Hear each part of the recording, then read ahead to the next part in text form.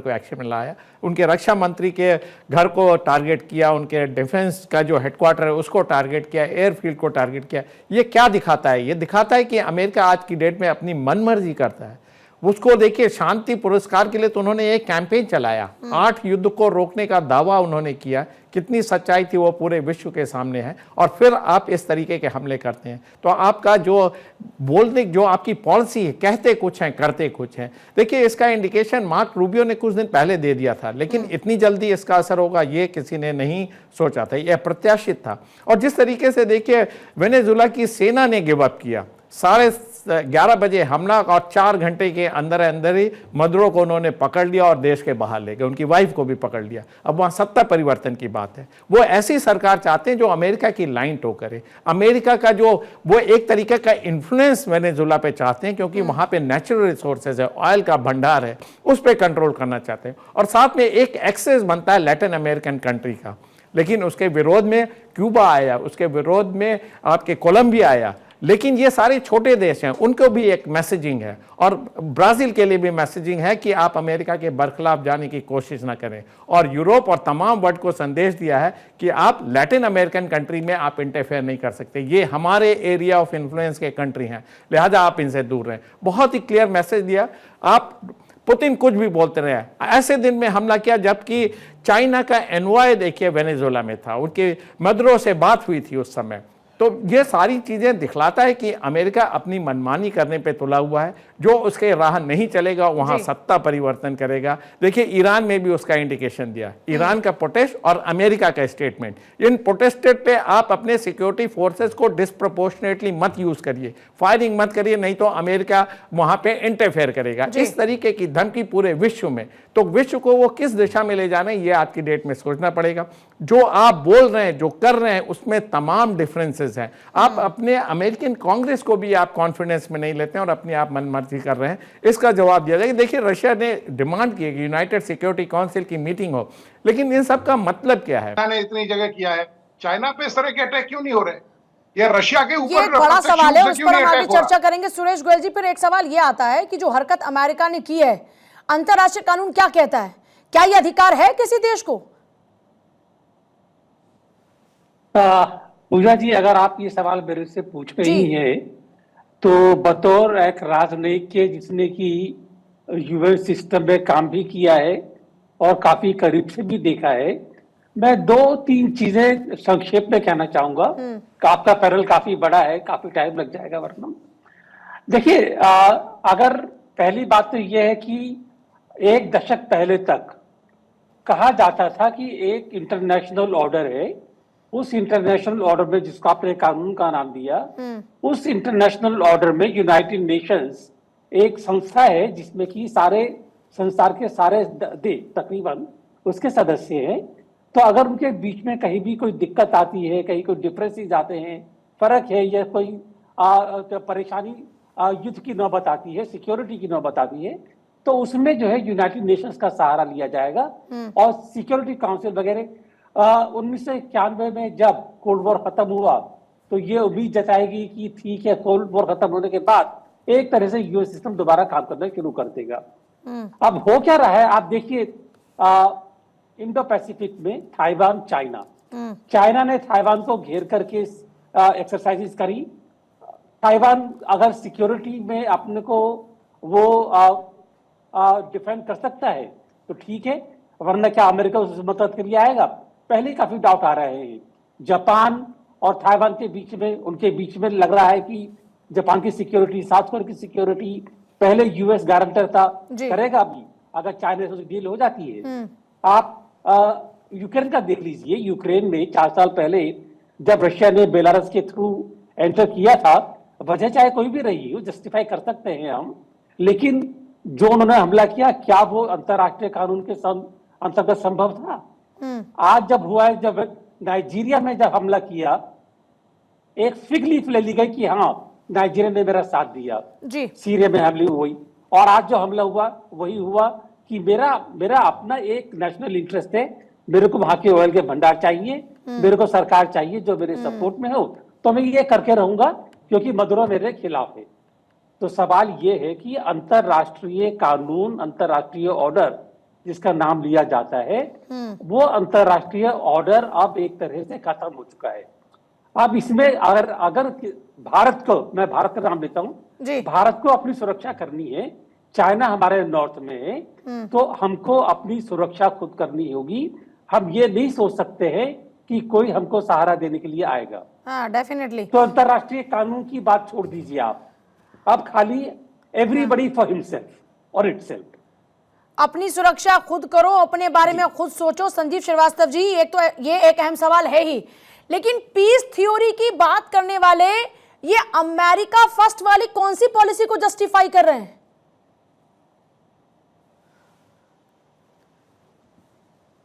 Sanjeev ji unmute कीजिएगा खुद को सर। अभी मेरी आवाज आ रही है? जी जी जी। हाँ, देखिए, यदि यूनाइटेड स्टेट्स ऑफ अमेरिका जैसी महाशक्ति जो कि अपने आप को डेमोक्रेसी का, ह्यूमन राइट्स का और इंटरनेशनल रूल्स बेस्ड ऑर्डर का डिफेंडर होने का दावा करती है, उसका दम्भ भरती है और दुनिया में घूम घूम करके अनेक तरीके के तर्क देती है कि यहाँ पर ये वायलेशन नहीं होना चाहिए, वहां पर वो वायलेशन नहीं होना चाहिए। आज आपने जो किया है, आज जो ट्रंप एडमिनिस्ट्रेशन ने किया है, वो जाहिर है कि उन कही गई बातों की बिल्कुल विपरीत जा करके सारे जो रूल्स बेस्ड ऑर्डर को वायलेट करने का जो कार्य है वो अमेरिका ने आज किया है। और ऐसा लगता है कि अमेरिका ने अपनी पुरानी गलतियों से कोई सबक नहीं सीखे हैं। 2003 में याद दिलाना चाहूंगा आपके दर्शकों को, उस समय George W Bush United states of America के राष्ट्रपति हुआ करते थे और उन्होंने उस समय सद्दाम हुसैन की जो इराक में जो रजीम थी उसको इस आधार पर कि और एक आरोप लगा करके, जिसका कोई सबूत नहीं मिला, कभी भी नहीं मिला, कि सद्दाम हुसैन न्यूक्लियर वेपन्स बना रहा है। और मुझे अच्छी तरह से याद है उस समय कोफी अनान जो कि यूनाइटेड नेशंस ऑर्गेनाइजेशन के सेक्रेटरी जनरल हुआ करते थे, वो कहते रह गए, जॉर्ज डब्ल्यू बुश से रिक्वेस्ट करते रह गए, टोनी ब्लेयर जो ब्रिटेन के प्रधानमंत्री थे उनसे रिक्वेस्ट करते रह गए कि कृपया आप हमला मत कीजिए, इस तरीके के हमले से इराक बर्बाद हो जाएगा और वहां पर ऐसे हमें कोई सबूत नहीं मिले हैं कि वो न्यूक्लियर वेपन्स बना रहा है। उसके मंसूबे जरूर हैं लेकिन वो उसने कोई फैसिलिटीज वगैरह नहीं बनाई है। और जाहिर है कि तब जॉर्ज डब्ल्यू बुश ने और टोनी ब्लेयर ने और 2 अन्य यूरोपीय राष्ट्रों ने इनकी एक नहीं सुनी, यूएन की, और वहां पर हमला कर दिया। और उसका परिणाम ये हुआ कि thousands and thousands of Iraq के जो आम लोग हैं वो मारे गए। और देखिए, एक बात मैं और कहना चाहता हूँ, इस तरीके का इंटरवेंशन आप कर देते हैं लेकिन उससे बाहर आना जो एग्जिट स्ट्रेटजी होती है उसको इम्प्लीमेंट करना इतना आसान नहीं होता। United states of America Iraq में घुसा तो जरूर, लेकिन उसके बाद 1 दशक तक उसको वहां रहना पड़ा। 4400 अमेरिकन सोल्जर्स ने अपनी जानें गंवाई, किसी के हाथ कटे, किसी के पैर कटे, कितने लोग घायल हुए और अमेरिका को भी भारी क्षति उठानी पड़ी। और ये जो इराक का जो एक ब्लंडर, जिसको मैं कहता हूँ जॉर्ज डब्ल्यू बुश का जो ब्लंडर है, वो आज ट्रंप एडमिनिस्ट्रेशन ने फिर दोहराया है वेनेजुएला में इस तरह का हमला करके। देखिए, राष्ट्रपति को तो आप उठा ले गए, लेकिन जो उसके बाद जो कॉन्सिक्वेंसेस हैं, जो उसके इम्प्लीकेशंस हैं, उसको आप कैसे डील करेंगे? जो वहां पर अभी चाइना का एक इन्वॉय मौजूद था, उसकी मौजूदगी में आपने जो हमला कर दिया है, कल को यदि चाइना ताइवान पर हमला कर देगा तो आप किस आधार पर रोकेंगे? यदि रशिया जो है, जो यूक्रेन पर जो उसने हमला किया स्पेशल मिलिट्री ऑपरेशन करके, उसको आप कैसे आलोचना करेंगे? आपने भी तो एक स्पेशल मिलिट्री ऑपरेशन कर दिया, आज डेल्टा फोर्स भेज दी। वही डेल्टा फोर्स जो अबू बकर अल बगदादी को और सद्दाम हुसैन को जिसने टॉपल किया था, वही डेल्टा फोर्स आपने मदुरो के खिलाफ भी लगाई है। लेकिन अब कल को आप कैसे कहेंगे कि रशिया का जो स्पेशल मिलिट्री ऑपरेशन गलत था? नहीं, रशिया ने रूल्स बेस्ड ऑर्डर को वायलेट किया। आखिर किस आधार पर ये आलोचना करेंगे? देखिए, ये जो ट्रेंड्स हैं पूरे विश्व के लिए बड़े खतरनाक ट्रेंड्स हैं, मैं इतना कहना चाहता हूँ।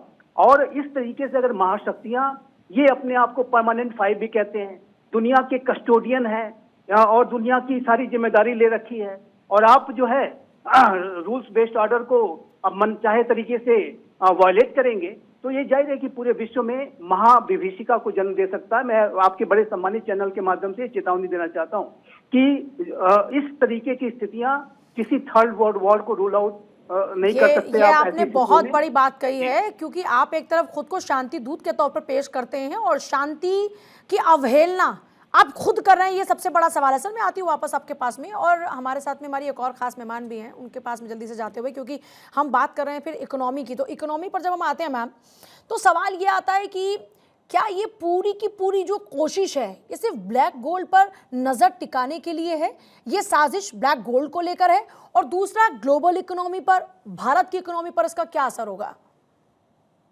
दीप्ति जी। देखिए पूजा जी, जैसे मुझसे पहले बाकी सब एक्सपर्ट्स बोल चुके हैं, ये शांति दूत होना, ये वर्ल्ड का कस्टोडियन होना, ये सब तो अगर आप मुझसे पूछे तो केवल एक ढकोसला, केवल एक आई वॉश, केवल एक अपना एक मास्ट व्हील करके ये जो चल रहा है, अमेरिका का है, चल रहा है। बेसिकली जो सारी लड़ाई है वो है तेल की, जिसको आप बोल रही हैं कि तेल का। इसके बाद है ये आर्म्स की, कि कौन अमेरिका से आर्म्स लेता है, उसकी इकोनॉमी सबसे ज्यादा उससे चलती है।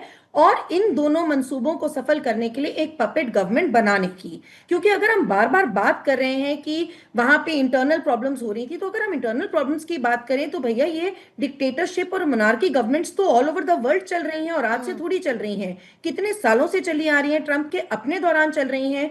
तो तब क्यों नहीं स्पेन पे क्यों नहीं अटैक होता, चाइना पे क्यों नहीं अटैक करते, पाकिस्तान जो हमारा नेबर है वहां हर दूसरे दिन कभी अयूब खान, कभी जियाउल हक, कभी अभी आसिफ मुनीन, ये अपने आप को ज्यादा इलेक्टेड गवर्नमेंट से ज्यादा अपने आप को स्ट्रांग बना लेते हैं। तो वहां क्यों नहीं अमेरिका को दिखता है कि इंटरनल प्रॉब्लम्स चल रही हैं।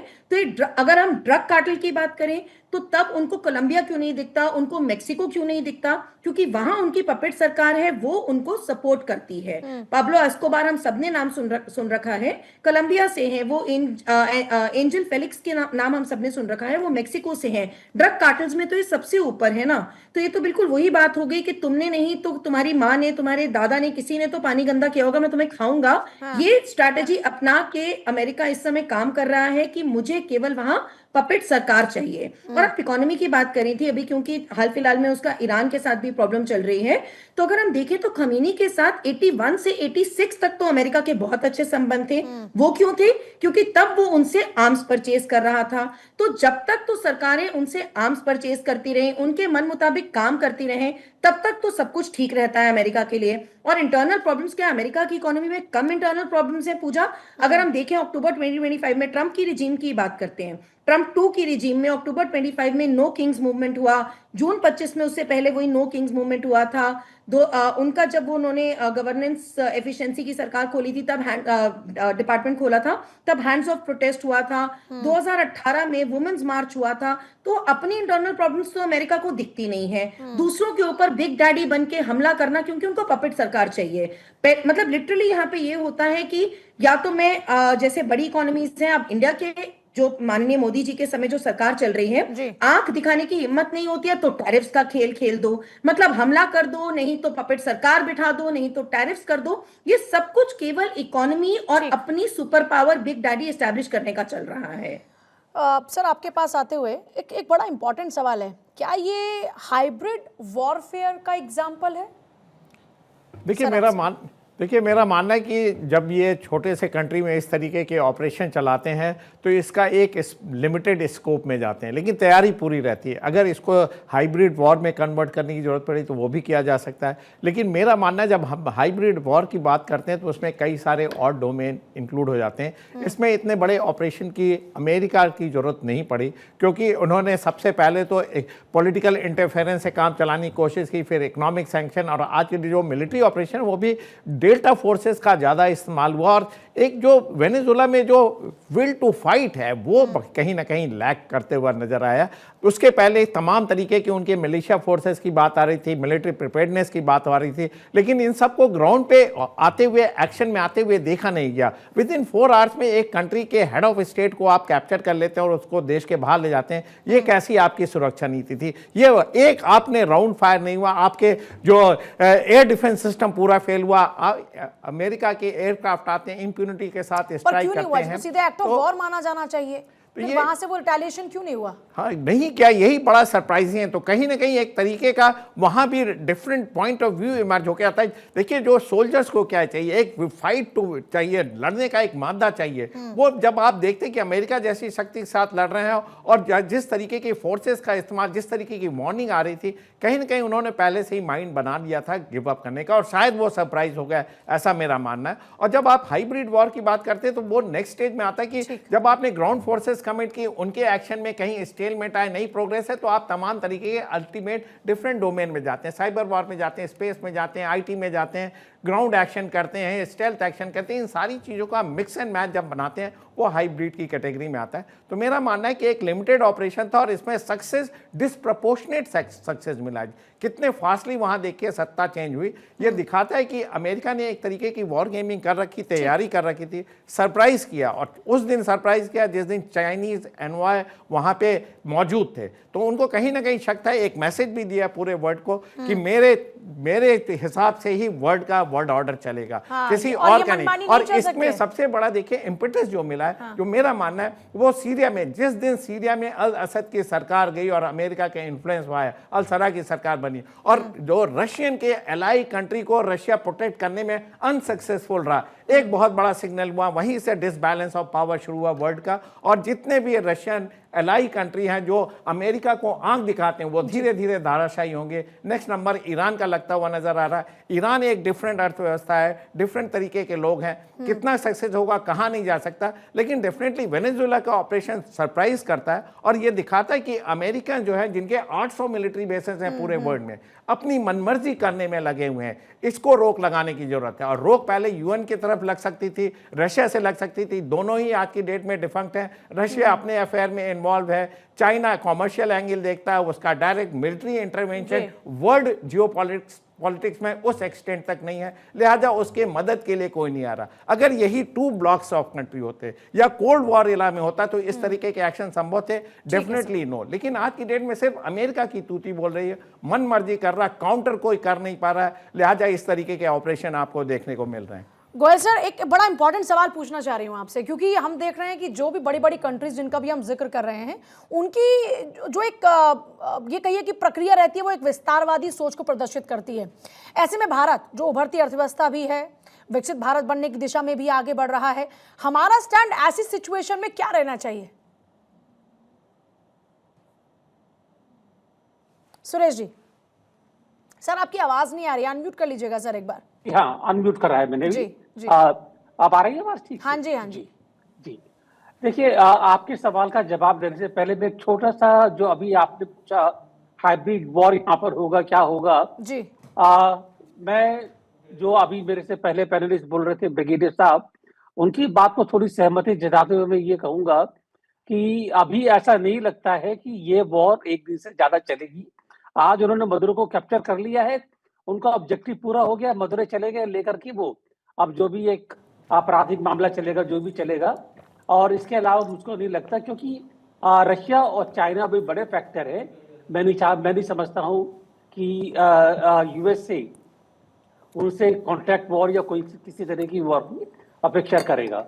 आपका जो सवाल है भारत का, देखिए, भारत की स्थिति इस समय एक बड़ी कॉम्प्लेक्स, बड़ी इंट्रिकेट सिचुएशन है, क्योंकि इससे पहले 2 साल पहले तक, ट्रंप के आने से पहले तक एक जो सिचुएशन उभर रही थी वो ये था कि ज्यादातर वर्ल्ड में, खासकर इंडो पैसिफिक, जो कि हमारे इमीडिएट मैरीटाइम का इन्फ्लुएंस एरिया है, और कॉन्टिनेंटल वॉरफेयर में भी एक इमीडिएट एरिया है, तो उसमें हमको ये जो अमेरिका का साथ मिल रहा था, तो हमें ये पूरी उम्मीद थी कि चाइना और भारत के बीच में जो टकराव की स्थिति अगर कभी उत्पन्न हुई, चाहे क्वाड के थ्रू हो या इंडो पैसिफिक, किसी के थ्रू, अमेरिका का हमको साथ मिलता रहेगा, और इससे ये हमको चाइना के साथ में किसी युद्ध की तो बात अलग है, टकराव को भी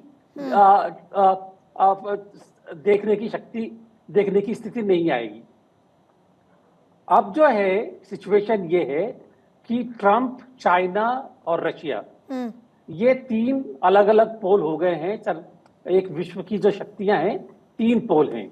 इन तीनों पोल के अलावा और बाकी सारे पोल भी उभर के नजर आ रहे हैं। तो भारत को अगर अपने जो ऑब्जेक्टिव्स हैं, नेशनल इंटरेस्ट है, उनको अगर ध्यान देना होगा, भारत को निर्भर करना पड़ेगा कि इस मल्टीपोलैरिटी में वो किसके साथ में, किसी का कोई परमानेंट फ्रेंडशिप बनती हुई नजर नहीं आ रही है मेरे को, कि किसके साथ में किस तरह से अपने वो जो अपने उद्देश्य हैं उनको पूरा करना पाएगा। उसमें एक आसियान भी है, उसमें इंडो पैसिफिक में जापान है, साउथ कोरिया है, ताइवान से हमारे संबंध अच्छे हैं, लेकिन वो हमारे साथ में रहेगा।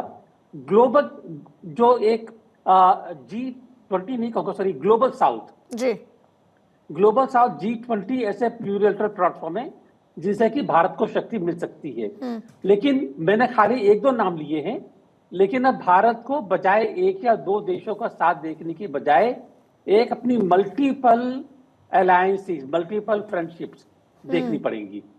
जी, चर्चा में फिर से वापस लौट रहे हैं सुरेश गोयल जी, दीप्ति तनेजा, ब्रिगेडियर विनोद दत्ता, ब्रिगेडियर शरदेंदु, संजीव श्रीवास्तव जी, सभी हमारे साथ में लगातार। मैंने संजीव जल्दी से आपके पास आते हुए, क्योंकि बात हो रही है वेनेजुएला में जो विपक्ष की समर्थक हैं मारिया, उनका भविष्य क्या होगा इस उठापटक के बीच में, क्योंकि वो तो समर्थक में रही है ना विपक्ष के।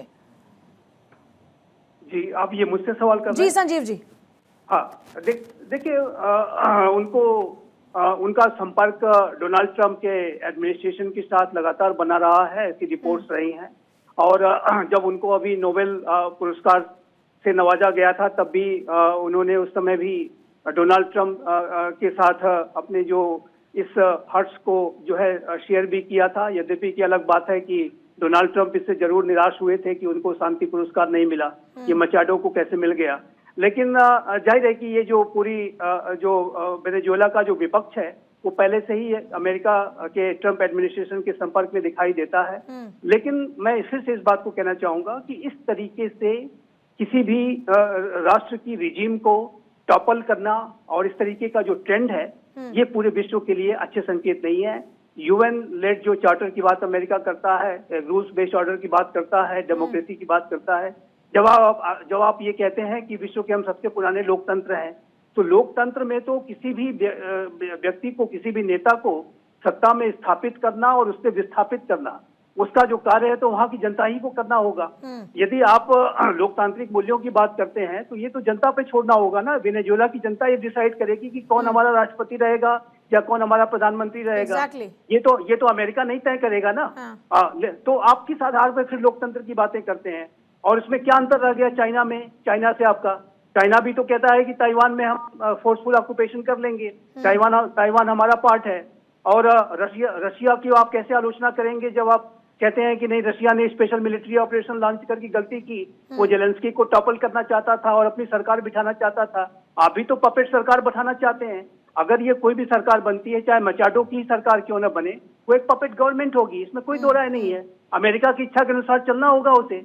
और मडूरो नहीं चल रहे थे तो मडूरो, देखिए एक बात मैं स्पष्ट रूप से कहना चाहता हूँ, इस तरीके के जो ट्रेंड्स हैं ये पूरे विश्व में इसकी गंभीर आलोचना होनी चाहिए। और जहां तक आपने भारत की बात उठाई थी, देखिए भारत की जो विदेश नीति, रक्षा नीति और आर्थिक नीति, सभी में एक स्ट्रेटेजिक ऑटोनॉमी तो है ही, लेकिन साथ ही साथ हम नॉन इंटरफेरेंस की भी पॉलिसी पर चलते हैं।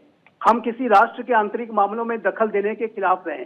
और रशिया यूक्रेन का जो युद्ध हुआ उसमें भी देखिए भारत का जो अप्रोच था बहुत ही संतुलित था, विवेकपूर्ण था। तुम्हारे घनिष्ठ संबंध रहे हैं ना, उन घनिष्ठ संबंधों के हिसाब से अगर देखा जाए तो फिर एक सवाल ये आया कि भारत का स्टैंड क्या होगा इस पर?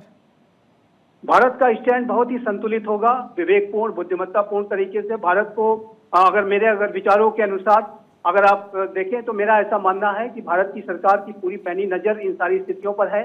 और भारत एक रूल्स बेस्ड ऑर्डर को सम्मान करने वाला राष्ट्र है, और भारत लोकतांत्रिक मूल्यों को सम्मान करने वाला राष्ट्र है। और मेरा ऐसा विश्वास है कि हमारी सरकार, प्राइम मिनिस्टर मोदी के नेतृत्व की जो नया भारत है, वो इस विषय पर भी जो अपना स्टैंड लेगा वो बहुत ही संतुलित होगा, विवेकपूर्ण होगा, बुद्धिमत्तापूर्ण होगा, जिम्मेदारी भरा होगा।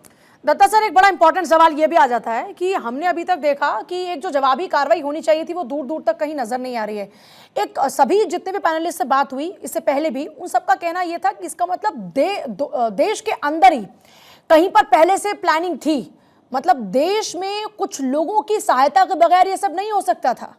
तो क्या ये पूरी प्लानिंग का नतीजा है? बिल्कुल, इसमें कोई शक नहीं, क्योंकि अमेरिका ने बड़ा, ये कहते हैं ना कि 360 डिग्री ऑपरेशन वेनेजुएला के खिलाफ प्लान किया था। उसने पहले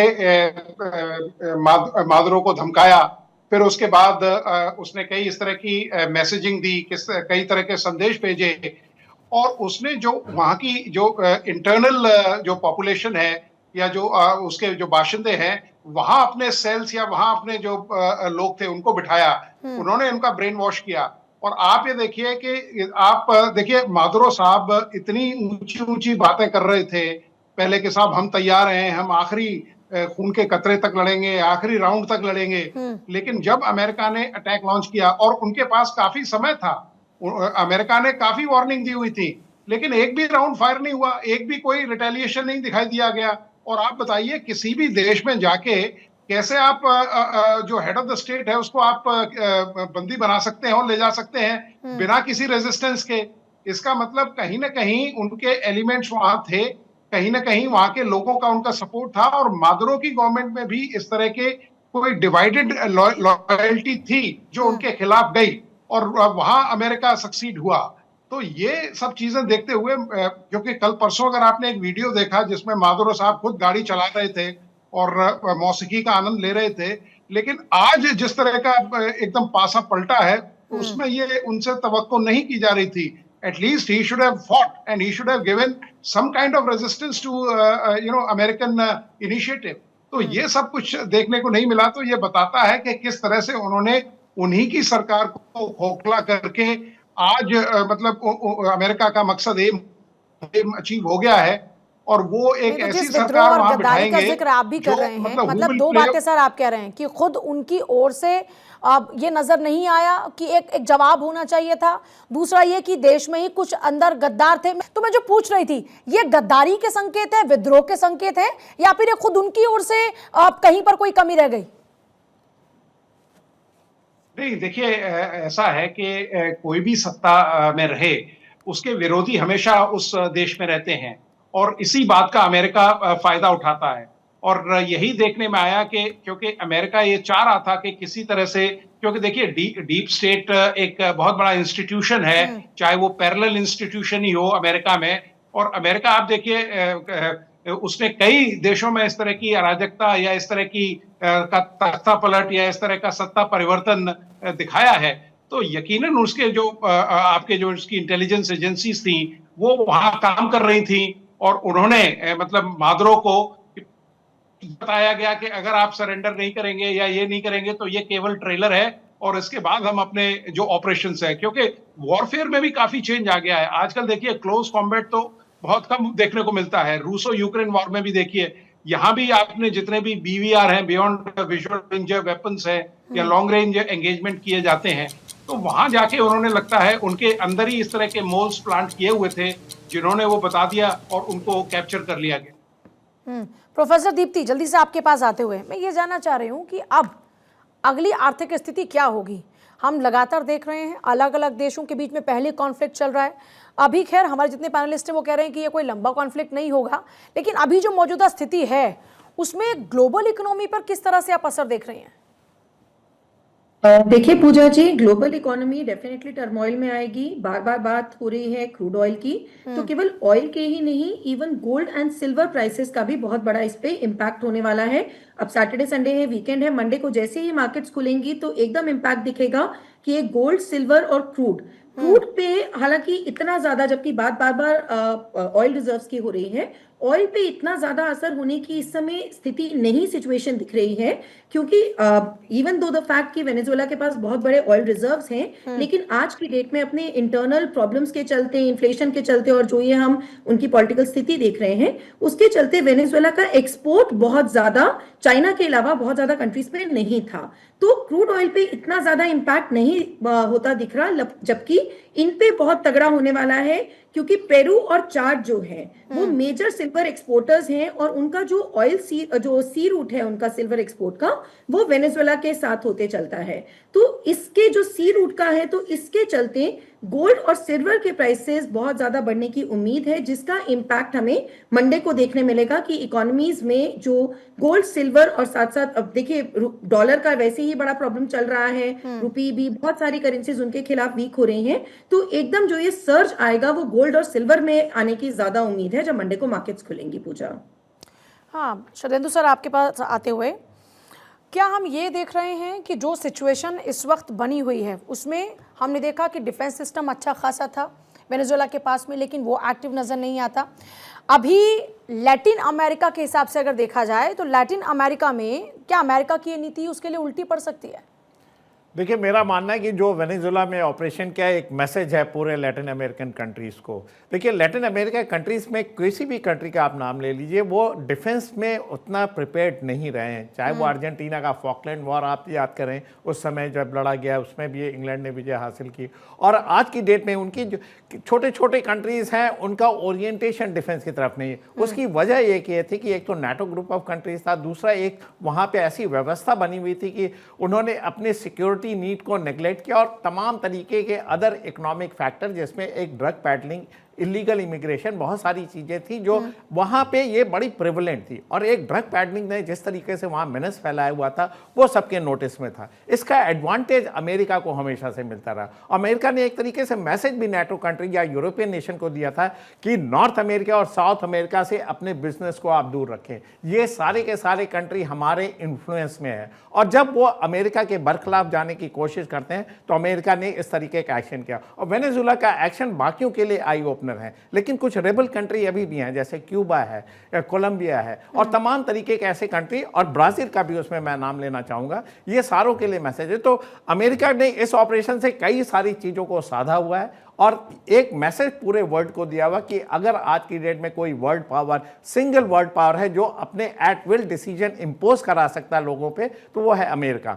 लेकिन सबसे अब उनको एक दूसरा पक्ष भी देखना होगा। एक तरफ तो आप नाटो में अपना एक्सपेंडिचर कम करते हैं, बोलते हैं आप नाटो अपना डिफेंस के नीड को खुद देखें, डिफेंस एक्सपेंडिचर बढ़ाएं, अमेरिका के ऊपर डिपेंडेंसी कम करें। और दूसरी तरफ आप एक मैसेज लैटिन अमेरिकन कंट्रीज को देना चाहते हैं कि आप किसी और ब्लॉक ऑफ कंट्रीज में नहीं जा सकते। तो तमाम तरीके की ऐसी दोहरी नीतियां हैं अमेरिका की, जिससे कि विश्व थोड़ा परप्लेक्स रहता है। होता यह कि ये सक्सेस इनको इसलिए मिलती चली जा रही है कि रशिया इन्वॉल्व है अपने बैटल में, चाइना का वहाँ पे इन्फ्लुएंस है नहीं, और यूनाइटेड नेशन जो एक बहुत बड़ी संस्था हुआ करती थी, जो इंटरनेशनल लॉ को इम्प्लीमेंट करने के लिए तमाम तरीके के प्रेशर जनरेट करती थी, वो आज की डेट में डिफंक्ट हो रखा है। रशिया लाख बोलता रहा कि यूनाइटेड सिक्योरिटी काउंसिल की मीटिंग होनी चाहिए, कोई भी रेजोल्यूशन पास करा ले, जब आपके पास वीटो पावर है तो उस रेजोल्यूशन का क्या मतलब होगा, कैसे इंप्लीमेंट होगा। तो अमेरिका पूरे वर्चस्व के साथ नॉर्थ और साउथ अमेरिकन कंट्रीज में अपना वर्चस्व बनाए रखना चाहता है, उसका इंटरेस्ट है। अमेरिका साइड बाय साइड अपने रिसोर्सेज को कंजर्व करता है, वहाँ भी उनके पास भी बहुत बड़ा ऑयल का रिजर्व है, लेकिन वो उसको यूज़ नहीं करता। वो यूज़ कहाँ से करता है ऑयल? वो मिडिल ईस्ट के निकालता है, वो वेनेजुएला पे अपनी आँख लगाता है, वो यूक्रेन पे अपनी नज़र लगाता है। तो अपने रिसोर्सेज को कंजर्व करो, दूसरे के रिसोर्सेज को एक्सप्लॉयट करो और अपने बिजनेस हाउसेज को कितना आप मैक्सिमम फ़ायदा पहुँचा सकते हैं, इसके लिए काम करो। यही मैगा स्कीम है, मेक अमेरिका ग्रेट अगेन, इसी स्कीम पर आप काम कर रहे हैं। और जहाँ आपके पॉलिटिकल इंटरेस्ट क्लैश करते हैं, वहां इस तरीके के आप ऑपरेशन करते हैं। यही चीज आप इतना बड़ा प्रेशर बाकी कंट्रीज पे नहीं जनरेट कर पाएंगे, क्योंकि वो सेल्फ सस्टेनिंग है। छोटे छोटे कंट्रीज में आप इस तरीके के ऑपरेशन चला लीजिए, बांग्लादेश में कर सकते हैं, म्यांमार में कर सकते हैं, ईरान में आप बहुत कोशिश कर रहे हैं, सक्सेस नहीं मिल रहा है, वेनेजुएला का आपका एग्जांपल लाइव सामने आया। तो ये ऑपरेशन एक माइलस्टोन ऑपरेशन इसलिए मैं मानता हूं कि ये आई ओपनर है सारे छोटे बड़े वर्ल्ड के लिए कि अमेरिका को आप किस लेवल तक ऑपरेशन एट विल करने देंगे, कहाँ उनको आप फुल स्टॉप लगाने की कोशिश करेंगे। क्या यही सिलसिला चलता रहेगा कि जब मर्जी आए आप नाइजीरिया पे हमला कर दें, सीरिया पे हमला कर दें, सूडान की तरफ बोल दें, साउथ अफ्रीका को आप वो कर दें, कॉर्नर कर दें? कब तक आप इस तरीके के ऑपरेशन चलाएंगे? क्या और आप अपने लोगों को आप कॉन्फिडेंस में लेते नहीं, अमेरिकन कांग्रेस को कॉन्फिडेंस में लेते नहीं, और तमाम तरीके की अपनी मनमर्जी कर रहे हैं। तो इस तरीके की जो सिस्टम है वो रुकना चाहिए। ये तभी पॉसिबल होगा जब आप के इंटरनेशनल जो इंस्टीट्यूट हैं वो एम्पावर होंगे। आज की डेट में आपने सारे इंटरनेशनल इंस्टीट्यूट में इंटरफेयर करके उसको डिफंक्ट या मार्जिनलाइज कर रखा है और अपनी बॉडी बनवा रहे, क्योंकि आप इकोनॉमिकली, फाइनेंशियली, मिलिटरली सक्षम है। लेकिन इस तरीके से आपकी हेजुमनिस्टिक एटीट्यूड, हेजुमनिस्टिक पॉलिसी आगे नहीं प्रोग्रेस कर सकती, इसको आपको समझना पड़ेगा। आप तमाम तरीके के कॉन्टिनेंट में इंटरफेयर नहीं कर सकते। उनको अपना हेड ऑफ स्टेट चुनने के लिए पूरी उनकी सुविधा है, उनका राइट बनता है। आप कैसे किसी कंट्री में जाके बोलते हैं कि हेड ऑफ स्टेट को आप कैप्चर करके वहां से निकाल ले जा रहे हैं? ये एक तरफ आप डेमोक्रेसी को आप सबसे ज़्यादा इंपॉर्टेंस देते हैं, दूसरी तरफ आप इस तरीके की चीज़ें करते हैं। जो सत्ता चेंज हुआ वो अच्छा हुआ, वाइस प्रेसिडेंट अभी वहाँ बने, अपोजिशन का लीडर या पपेट गवर्नमेंट नहीं बनाया है। वाइस प्रेसिडेंट अभी तक मेरा मानना है कि वो मदुरो की लाइन को ही आगे फॉलो करेंगे, लेकिन चीज़ें बदलती हैं। पॉलिटिकल फील्ड में कोई भी चीज़ परमानेंट नहीं है,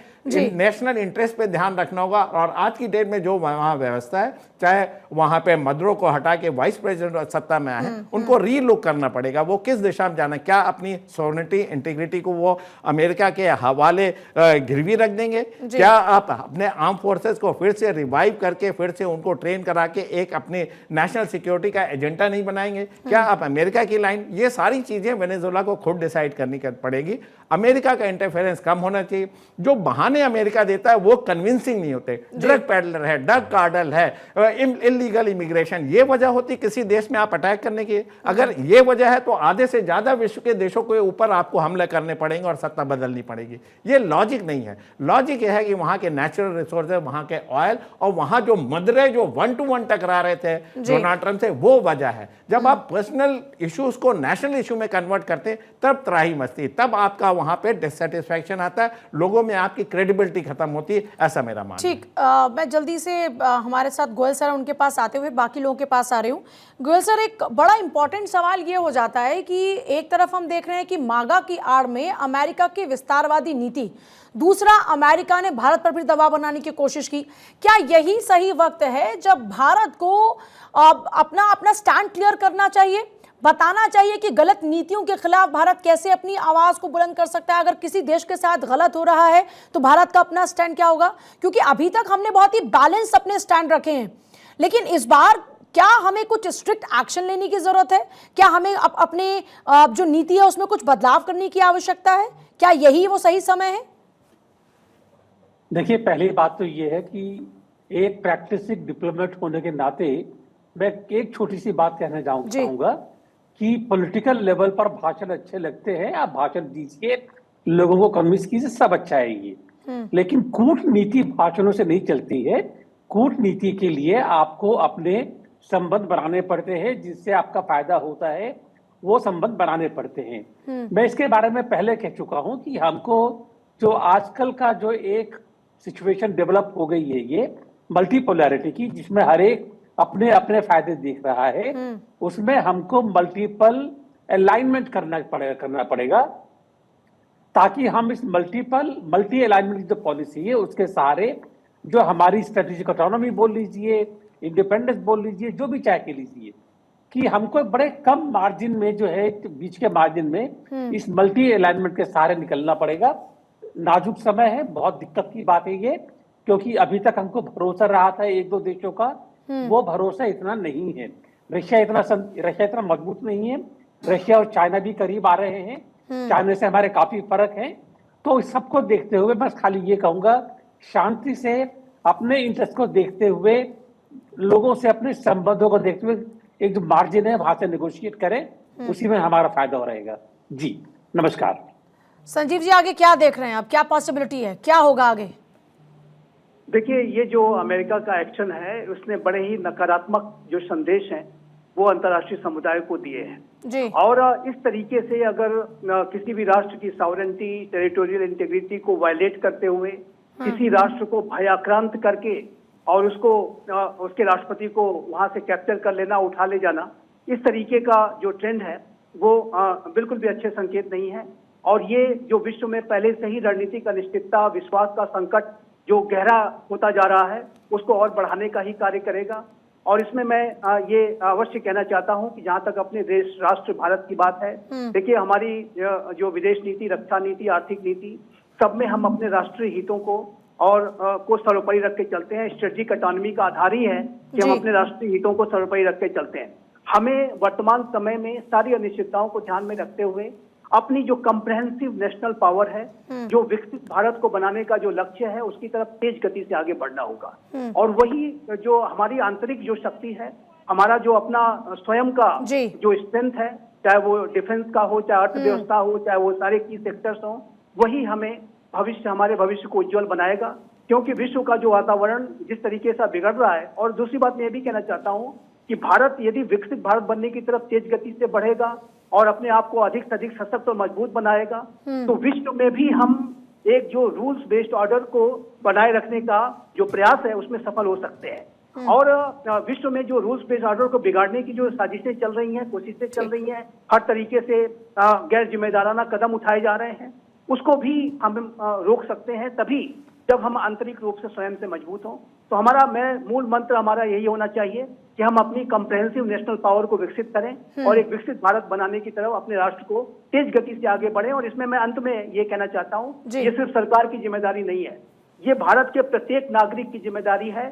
विपक्ष के पार्टीज भी इसमें शामिल हैं और जाहिर है कि ये नेशनल विजन होना चाहिए, नेशनल लक्ष्य होना चाहिए, मिशन रादर मैं कहूंगा ये मिशन होना चाहिए। डेफिनेटली ये मिशन होना चाहिए। दत्ता सर, जिस मिशन की हम बात कर रहे हैं, जो इस वक्त मौजूदा स्थिति है दुनिया में, जिस तरीके से विस्तारवादी नीति वाले देश किसी पर कभी भी हमला कर देते हैं, इस बीच भारत की अपनी स्ट्रैटेजी क्या होनी चाहिए खुद की सुरक्षा के लिए, खुद की रक्षा के लिए? देखिए, हमें एक चीज बड़े कहते हैं कि बड़े कॉन्फिडेंस के साथ अपने लोगों में ये बिठाना पड़ेगा कि हमें रक्षा अपने आप करनी पड़ेगी। एक लाइन मुझे बड़ी अच्छी याद आती है जिसमें कहते हैं ना कि उठो द्रौपदी खड़ग उठा लो, अब गोविंद न आएंगे। क्योंकि अब आजकल जो भी है, आप ये देखिए, इजराइल है, अमेरिका है, या और भी इस तरह की कंट्रीज हैं, जो उनके मुद्दे हैं हमें अपने आप डिसीजन लेना पड़ेगा। हमें किसी की तरफ देखने की जरूरत नहीं है। अभी जो सूरत हाल बांग्लादेश में देखी जा रही है, जो सूरत हाल पाकिस्तान में देखी जा रही है, जब तक भारत एक मस्कुलर नेशनलिज्म का इजहार नहीं करेगा तब तक हर देश, आपने देखा नेपाल कई बार हमें आंखें दिखा देता है, बांग्लादेश हमारे ऊपर भौं ताने हुए खड़ा हुआ है। तो जब तक हम अपने जो नेशनल सिक्योरिटी है या जो हमारे सिक्योरिटी इंपरेटिव्स हैं उनके ऊपर ध्यान नहीं देंगे तो हमारे साथ यही होता रहेगा। और भारत को चाहिए कि आजकल लोगों को बिल्कुल साफ और वाज़ेह तरीके से बताना पड़ेगा। आज अगर हिंदू परसिक्यूशन हो रहा है बांग्लादेश में, तो भारत को स्टेप्स उठाने चाहिए। सबसे लंबा बॉर्डर हमारा बांग्लादेश के साथ है और विदेशी ताकतें जिस तरह से उनको दे रही हैं, वरना इनकी कोई मजाल नहीं है। आज असीम मुनीर पाकिस्तान में देखिए वो किस तरह की हुंकार भरता है भारत के खिलाफ, लेकिन जब उसे मालूम है कि मेरे साथ कई इस तरह के लोग हैं जो मेरा साथ देंगे। और भारत को चाहिए, जो हमने ऑपरेशन सिंदूर में किया, ये ऑपरेशन सिंदूर ओपन एंडेड होना चाहिए कि जब इस तरह की कोई स्ट्राइक होगी, इंडिया विल स्ट्राइक बैक। बहुत शुक्रिया सभी का चर्चा में शामिल होने के लिए। एक बात बड़ी क्लियर है, अमेरिका की ये नीति, ये सोच, और जो इस बार किया है अमेरिका ने, ये पूरी दुनिया में एक गलत मैसेज है, एक गलत एग्जाम्पल अमेरिका ने सेट किया है। और अगर इसी नीति पर हर देश चलना शुरू कर दे तो फिर आप दुनिया में क्या होगा इस बात का अंदाजा लगा सकते हैं। और जो खुद पीस की बात करते हैं, जो खुद नोबेल पुरस्कार के लिए खुद को ये मानते हैं कि हम दावेदार हैं, उन पर ये शोभा नहीं देता।